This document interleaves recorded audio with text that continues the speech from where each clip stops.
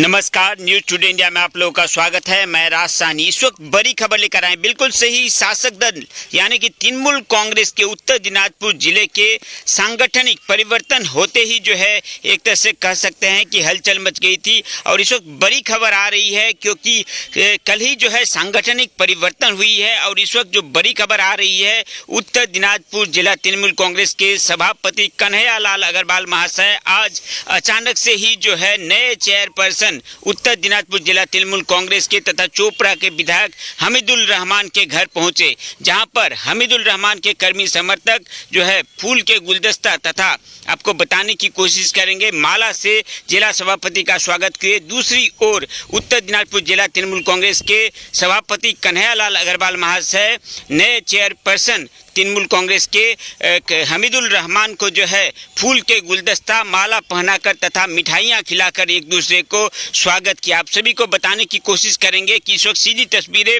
चोपड़ा के जो विधायक हैं तथा नए चेयरपर्सन जिला तृणमूल कांग्रेस के हमीदुल रहमान के बासभवन की है, जहां पर आज दोपहर को अचानक से ही जो है उत्तर दिनाजपुर जिला तृणमूल कांग्रेस के सभापति कन्हैयालाल अग्रवाल महाशय उनके बासभवन पहुंचे तथा फूल के गुलदस्ता तथा माला पहनाकर उनका स्वागत किया। एक दूसरे को जो है मिठाइयां बांटी गई तथा कर्मी समर्थक जो है एक तरह से कह सकते हैं दोनों को उत्तर दिनाजपुर जिला तृणमूल कांग्रेस के सभापति तथा नए चेयरपर्सन दोनों को जो है फूल के गुलदस्ता माला पहनाकर तथा एक दूसरे को मिठाइयां खिलाकर जो है एक तरह से कह सकते हैं स्वागत किया। इस वक्त कुछ विजुअल्स हम लोगों के पास मौजूद हुए हैं, वह दिखाने की कोशिश करें। साथ ही साथ क्या कहना है उत्तर दिनाजपुर जिला तृणमूल कांग्रेस के सभापति कन्हैयालाल अग्रवाल महाशय का तथा चोपड़ा के विधायक तथा जिला तृणमूल कांग्रेस के नए चेयरपर्सन हमीदुल रहमान का, चलिए आप लोगों को सुनाने की कोशिश करते हैं।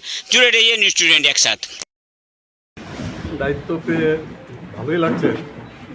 দায়িত্বটা নির্বাহন করাটা ওটা আরও ভালোভাবে করতে পারি, সেই জন্যই আপনাদের মাধ্যমে সবাই সহযোগিতা কামনা করছি।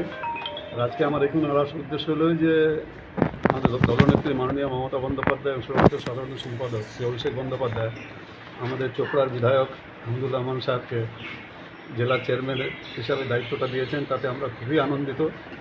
আমরা আগামী দিনে মিলেমিশে যৌথভাবে সাংগঠনিক সিদ্ধান্ত যৌথভাবে নিব। আর দলে তো আমরা তো এমনি জেলাতে 9টা বিধানসভার সদস্যের মধ্যে 8টা আমরা জিতেই আছি, খালি কালিয়াগঞ্জটা বাকি আছে। আমরা সবাই মিলে আগামী দিনে কালিয়াগঞ্জটাও আমরা জিতবো, 9টার মধ্যে 9টা জিতবো। আমরা এই চ্যালেঞ্জটা নিয়ে আমরা এগোবো দাদা এবং অনেক শক্তিশালী। চোপড়া তো আমরা সবসময় জানি সাংগঠনিকভাবে সবসময় শক্তিশালী। আমরা ইসলামপুরে সবসময় চোপড়ার কাছ থেকে শিখতাম যে কীভাবে এত সুন্দর সংগঠন চোপড়া করে রেখেছে। তো এখন তো খুব ভালো, আরও ভালোভাবে আমরা জেলা সংগঠনটাকে আরও বেশি শক্তিশালী করে উঠতে পারবো।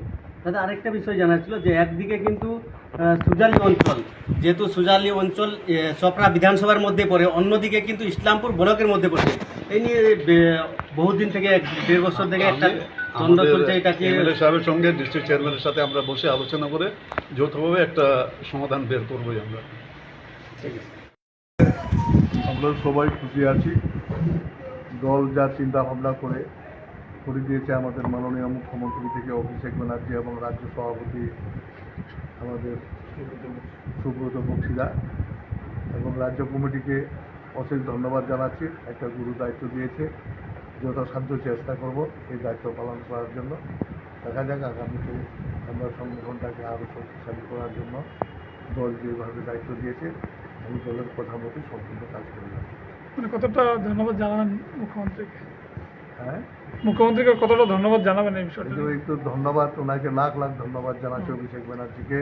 বললাম তো যে মমতা ব্যানার্জি আমাদের মাননীয় মুখ্যমন্ত্রীকে এবং সুব্রত বক্সী আমাদের রাজ্য প্রেসিডেন্টকে, সবাইকে রাজ্য কমিটির অশেষ ধন্যবাদ জানাচ্ছি। আগে দেখি দায়িত্ব দিয়েছি যখন, তো দায়িত্ব যতটা হয় আমার প্রাণপণে চেষ্টা করে সাংগঠনিক দায়িত্ব মাথায় নিয়ে আমরা কাজ করব, এটাই আশা রাখি।